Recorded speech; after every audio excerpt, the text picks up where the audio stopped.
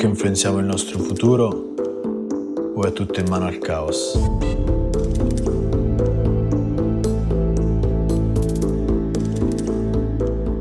Avevo domande che necessitavano delle risposte. Come potevo crearmi la realtà che volevo?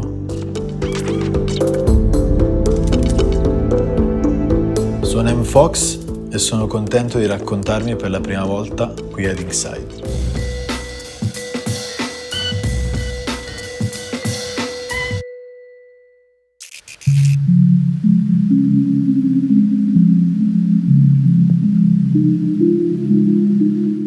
Mio padre nella mia vita, nell'infanzia e nell'adolescenza, è sempre stato una figura di supporto che ho ritenuto saggia e mi ha aiutato nel bene o nel male a fare le scelte che oggi ho fatto. E mi diceva sempre devi farti venire un'idea. Ogni volta che pensavo al mio futuro, al mio lavoro, avevo questa frase che mi accompagnava. Mi aiutava a cercare quello che di meglio volevo dalla vita e a crearmi la mia realtà futura. Mi vedeva come una persona che cercava di realizzarsi, nonostante che facesse un lavoro da dipendente, però diciamo, lo scopo mio era quello di fare un lavoro autonomo, e anche a lui dicevo, ecco, cerca di farti un lavoro autonomo dove non sei succube di altri e dove te scegli volontariamente quello che fare, non che te lo impongono gli altri. Io sono sempre stato, sin da piccolo, adolescente, una persona introversa, un po' timida. Da bambino sono stato un bambino molto tranquillo. Io cercavo, diciamo, di inculcare anche a lui, cioè, le mie esperienze di vita.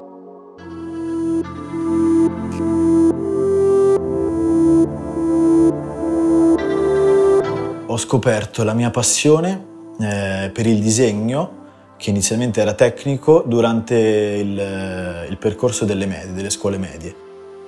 Mi divertiva fare le tavole per i miei compagni di classe e sentivo questa materia molto, molto mia, perché essendo una persona meticolosa e precisa mi ci ritrovavo molto e mi piaceva usare compasso, righello e squadre. Quindi, siccome io sono un tecnico, magari volevo che anche lui fosse un tecnico, quindi cercavo di indirizzarlo verso quel lavoro lì, diciamo. Una volta terminate le medie, io ho scelto l'istituto tecnico, ma in terzo, quarto non ero più preso dal disegno tecnico e ho scoperto che il disegno artistico era quello che più mi piaceva. A lui ho espressamente vietato di fare l'istituto d'arte. Scegli qualsiasi altra scuola, ma non l'istituto d'arte. E insieme a questo mio amico conosciuto in terzo superiore, che si chiama Michele come me, facevamo Art Fusion, ovvero io iniziavo a disegnare qualcosa su un foglio bianco, poi lo passavo a lui e di conseguenza ce lo scambiavamo a vicenda, concludendo magari la lezione con un disegno completo che era sempre super soddisfacente e ho un ricordo felice di quella cosa lì.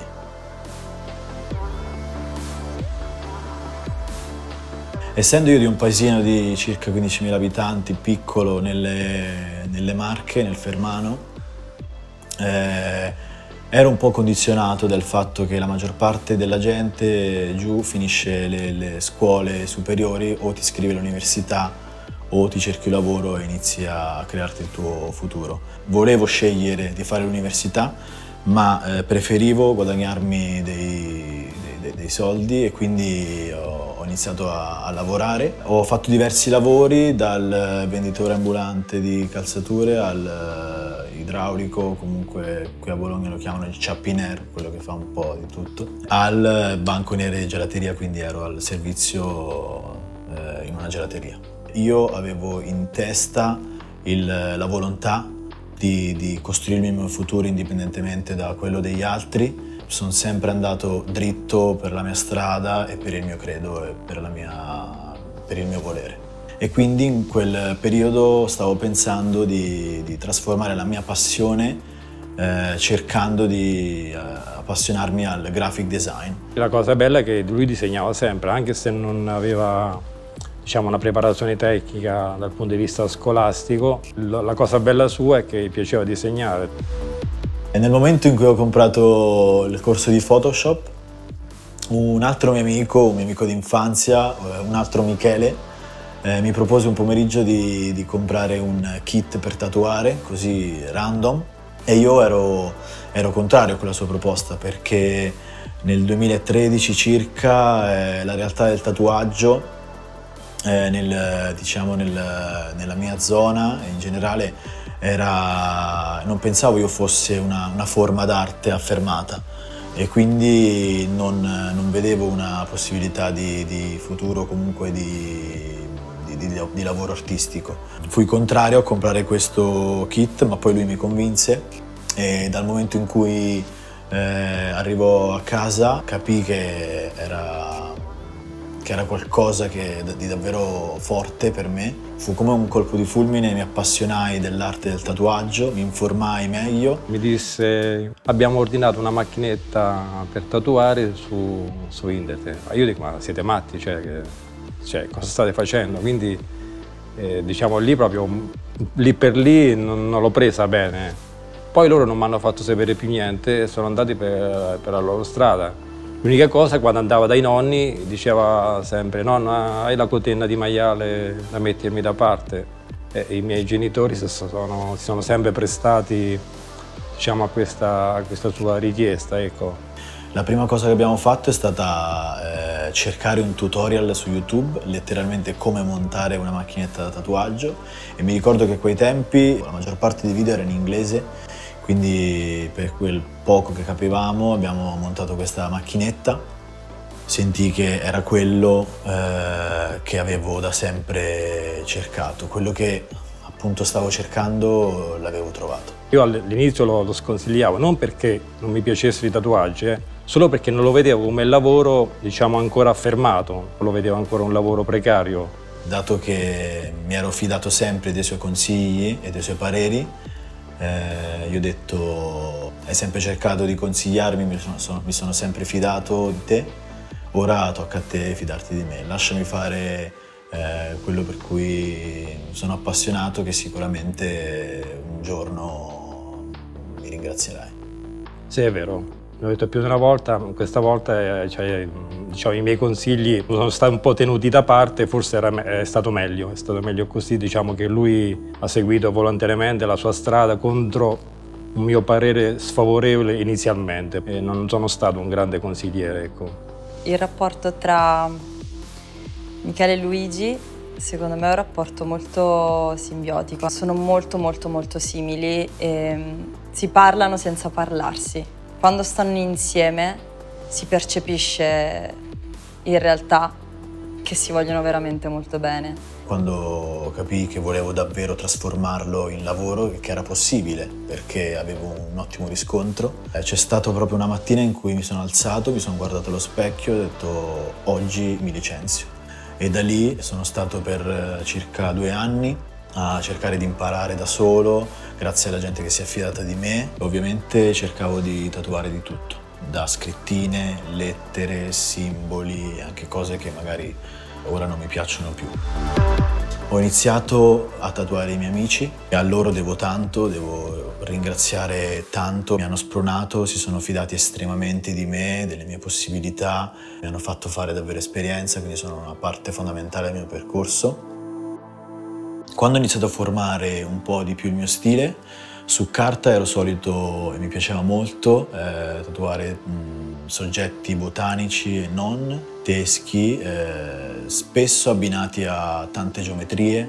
Da quando ho scoperto il dot work su carta, fatto a penna china, lì ho capito che come tecnica era la mia preferita. Ho sentito che il dot work era quello che più mi piaceva fare, che ero più portato e affine a me. Quindi da lì ho iniziato a trasformare le sfumature in puntini. Piano piano stavo trovando quello che era la mia identità artistica.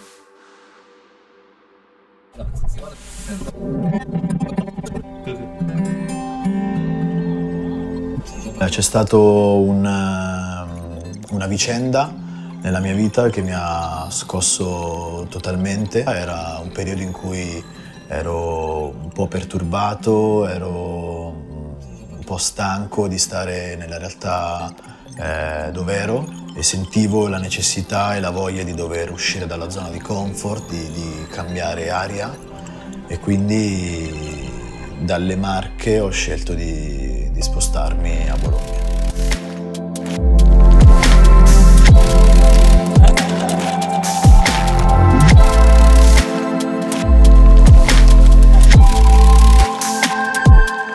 La sua decisione di venire qui è stata molto ponderata da parte sua, come tutte le sue decisioni, perché non è una persona che agisce di pancia, o meglio, agisce di cuore, ma ci mette il tempo di razionalizzarlo, e quindi ogni scelta che fa è assolutissimamente ponderata.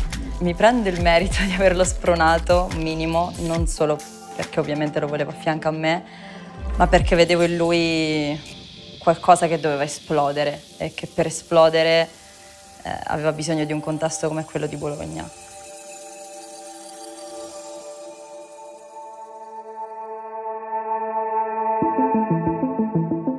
Io ho sempre cercato di darmi delle risposte a domande che avevo dentro e che mi facevo, sia a livello di energia, come funziona il cervello, come possiamo condizionare la realtà. Ho sempre voluto che fossi io a condizionare il mio destino, e la mia domanda, il mio dubbio è sempre stato se io potessi farlo o meno, perché appunto volevo crearmi una mia realtà lavorativa e non. Quando mi sono trasferito a Bologna mi sono appassionato contemporaneamente anche di illustrazioni scientifiche e di conseguenza di scienza. Una in particolare è stata la fisica quantistica. Da lì ho iniziato a approfondire di più questa conoscenza attraverso dei libri. Mi sono visto molti video su YouTube di scienziati che fanno divulgazione e parlano di scienza, diciamo, in parole povere, per quanto possa essere possibile farlo. È rappresentativo del fatto che lui è una persona curiosa, estremamente curiosa, e è anche rappresentativo del fatto di una persona che ha fame di sapere, di conoscere, di scoprire. La fisica quantistica mi ha sempre dato le risposte che cercavo, nel senso che è la scienza più vicina alla spiegazione della realtà. E il fatto che se succede nel piccolo potrebbe succedere anche nel macro, quindi nelle persone o negli esseri umani. Quando mi sono appassionato di illustrazioni scientifiche ho iniziato anche a comprare degli atlanti, e il modo in cui erano disegnate, il modo didascalico in cui erano rappresentate mi ha conquistato, e sicuramente questo ha influenzato il modo di tatuare e hanno influenzato il mio stile a cambiare a seconda di questa passione. Di queste illustrazioni mi è sempre piaciuto lo stile, il fatto che in un foglio o comunque in una pagina vengono rappresentati più elementi differenziati dalla scritta fig 1, 2, eccetera, che sta a significare figura. E ho iniziato a introdurle nei tatuaggi e a creare anche delle tavole anatomiche, tavole zoologiche e anche altre illustrazioni scientifiche. Ha vissuto varie fasi, partendo da inizialmente qualcosa di estremamente geometrico, lineare, per poi passare ai mandala, fino ad arrivare oggi a qualcosa che sicuramente è ancora in evoluzione, si evolverà e cambierà. Ma in questa fase, diciamo nella fase scientifica botanica, secondo me è quella in cui ora più lui si rappresenta e si vede, e dove si sente più se stesso nel suo percorso artistico. Quello che più mi piace è il cercare di illustrare attraverso un disegno le teorie scientifiche e non, e fra queste ce ne sono alcune mie preferite, come ad esempio il paradosso del gatto di Schrödinger, un esperimento mentale che Schrödinger fece, e ho cercato di esprimerlo in modo più sintetico e minimal attraverso l'uso di un testa di gatto e un teschio con un quadrato intorno tatuato su una coscia, e sono stato davvero contento perché è stato apprezzato molto. O ad esempio il dualismo onda-particella su una ragazza che studiava chimica quantistica, e anche lì, cercando di leggermi bene la teoria e tutti gli esperimenti che sono stati fatti, ho visualizzato in testa questa immagine di due occhi, uno visto frontale di lato e vicino delle onde e delle particelle, per esprimere il dualismo.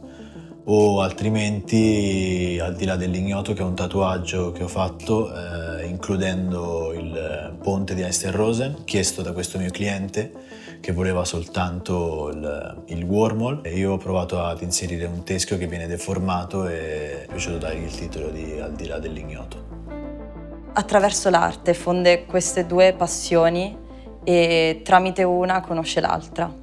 È proprio la ricerca di una concettualità che sia fisica, che sia proprio a livello filosofico, ma che io personalmente non sono riuscito a ritrovare in altri artisti. Il mio primo tatuaggio in chiave scientifica, stile tavola botanica, lo feci su questo ragazzo che voleva tatuarsi un tiglio, il fiore del tiglio, e io gli proposi di fare, anziché il fiore, lo studio botanico della pianta.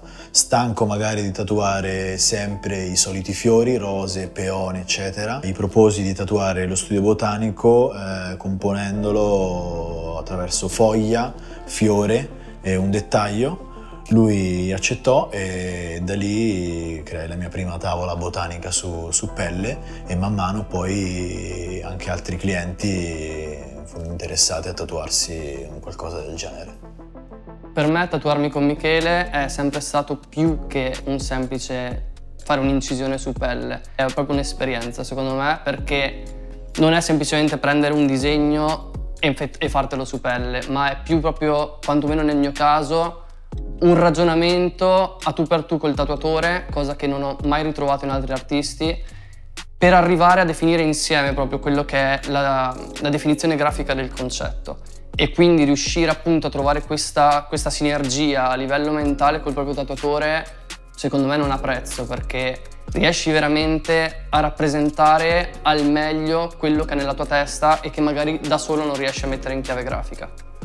Molto spesso i clienti vengono da me portandomi delle teorie filosofiche, scientifiche, e io cerco di trasformarle attraverso delle illustrazioni che poi si trasformano in tatuaggi.